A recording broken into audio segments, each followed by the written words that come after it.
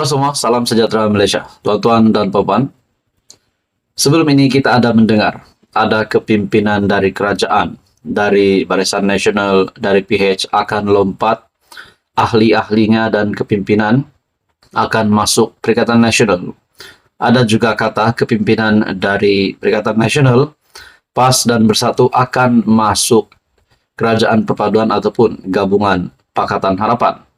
Akhirnya tuan-tuan dan puan, satu artikel mengesahkan, ini bukan jumlah yang sedikit, yaitu 200 ahli akan sertai Pakatan Harapan.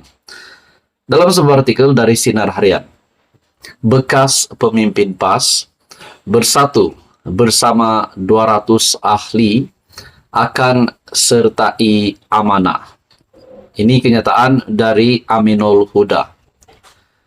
Dua orang bekas pemimpin utama PAS dan Bersatu bersama lebih 200 ahli, dua parti itu akan menyertai Parti Amanah, kata pengurusi Amanah Johor Aminul Huda Hasan. Aminul Huda berkata, Majlis penyerahan sebahagian borang keahlian amanah oleh bekas Exco Kerajaan Negeri Johor dan bekas ahli Dewan Undangan Negeri Adun bersama ahli-ahli mereka akan dilakukan di Sungai Abong, Muar, esok dan sebahagian lagi di Taman Rekreasi Taman Uda Utama Perling di sini Ahad ini. Nah, disahkan dua bekas pemimpin utama PAS dan Bersatu serta 200 ahli akan menyertai amanah ataupun Gabungan Pakatan Harapan. Bagi saya ini pasti satu lagi kejutan buruk untuk kepimpinan Perikatan Nasional, kepimpinan PAS, dan juga Bersatu di bawah pimpinan Perikatan Nasional Tan Sri Muhyiddin Yassin dan juga Hadi Awang. Dalam artikel ini, penyerta. Halo semua, salam sejahtera Malaysia.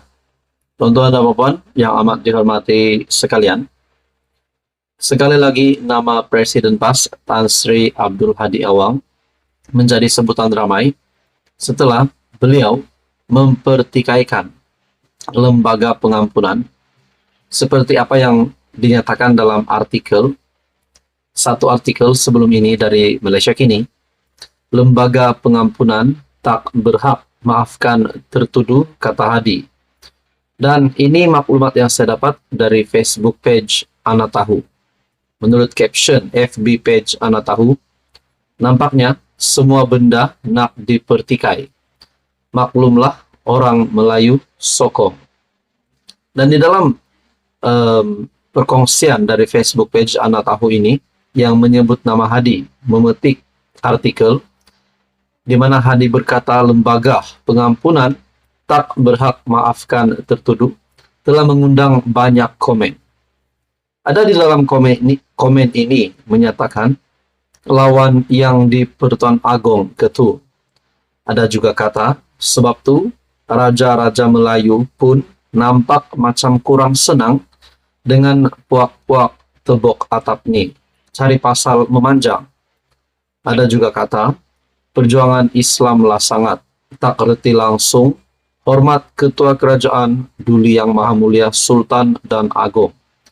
Nah, saudara-saudara, saya melihat apa yang telah dikongsi melalui Facebook page Ana Tahu, di mana satu tajuk artikel ini dipetik yang bertajuk Lembaga Pengampunan Tak Berhak Maafkan Tertuduh menurut Presiden PAS itu. Adakah menurut Anda itu adalah satu kenyataan yang relevan oleh seorang ahli politik? Dan ini mengundang banyak komen dari netizen juga. Dan ada juga yang tak puas hati dengan apa yang dinyatakan Hadi Awang. Ada juga kata, adakah Hadi Awang akan dikenakan tindakan setelah mempertikaikan lembaga pengampunan? Dan apakah motif sebenar Presiden PAS membuat kenyataan ini? Adakah ini berkaitan dengan pengampunan yang diterima oleh Datuk Seri Anwar Ibrahim?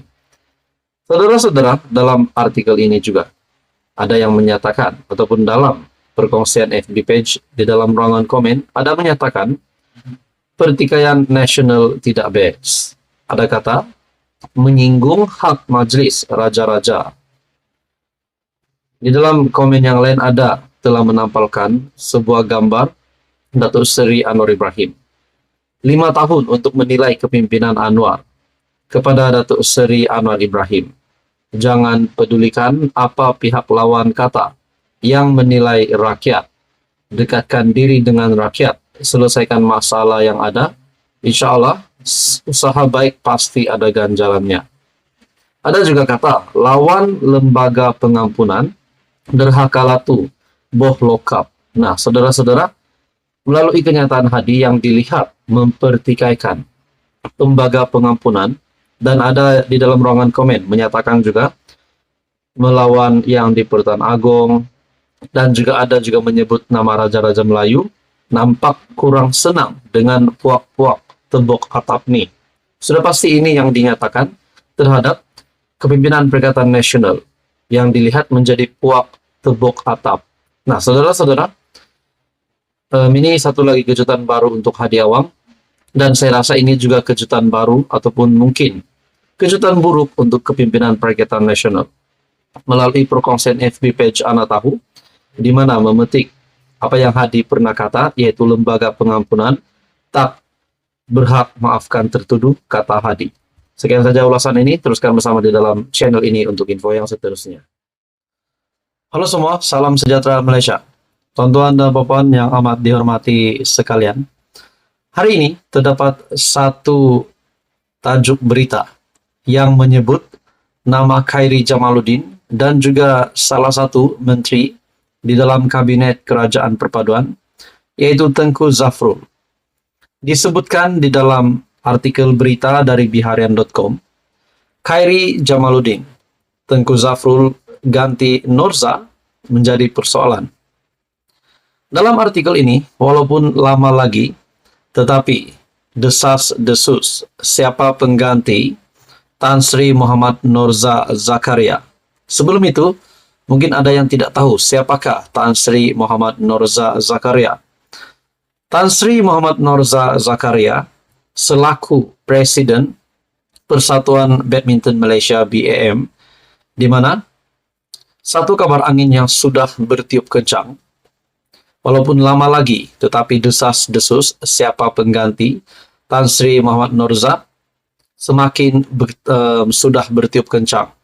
Dan yang menariknya, antara nama yang disebut-sebut menggantikan Norza yang akan melepaskan jawatannya hujung tahun ini ialah Menteri Pelaburan, Perdagangan dan Industri, Tengku Datuk Seri Zafrul, Tengku Abdul Aziz, dan bekas Menteri Belia dan Sukan, Khairi Jamaluddin Abu Bakar. Namun mereka yang memasang hajat meneruskan legasi Norza harus memiliki 5 syarat.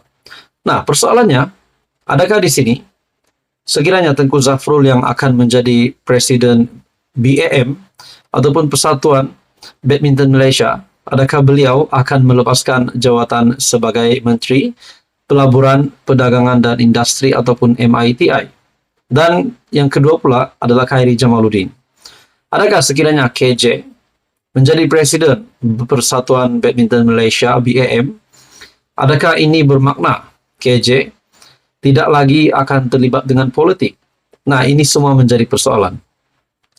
Dalam artikel ini, perkara itu disuarakan secara pribadi oleh Timbalan Presiden BAM, Datuk Seri Jahaberdin Muhammad Yunus, yang berharap tokoh berwibawa dapat mengisi kekosongan itu dalam misi meneruskan kecemerlangan badminton negara. Katanya, antara syarat utama ialah tokoh berkenaan mampu mendapatkan dana selain memiliki minat mendalam terhadap sukan berkenaan.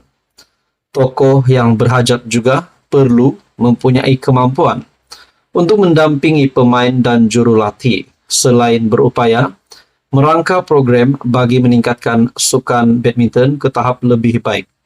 Adakah di sini KJ yang lebih layak ataupun mungkin Tengku Zafrul yang memang sudah ada jawatan sebagai menteri di dalam kabinet kerajaan hari ini?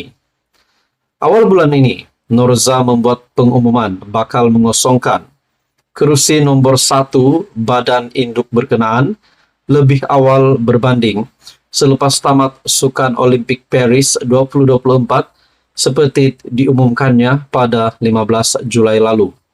Secara pribadinya, menteri atau tidak, mesti ada 5 faktor yang saya gariskan itu, ujar Jahaberdin. Nah, saudara-saudara, tuan-tuan dan puan, menurut Anda pula, adakah Tengku Zafrul sebagai Menteri MITI hari ini layak untuk menjadi Presiden BAM ataupun Khairy Jamaluddin yang hari ini tidak memegang mana-mana jawatan sebagai Menteri maupun beliau bukan sebagai MP juga. Tuan-tuan dan puan, satu artikel dari biharian.com, KJ, Tengku Zafrul dikatakan mungkin ataupun menjadi calon yang bakal menggantikan Norza.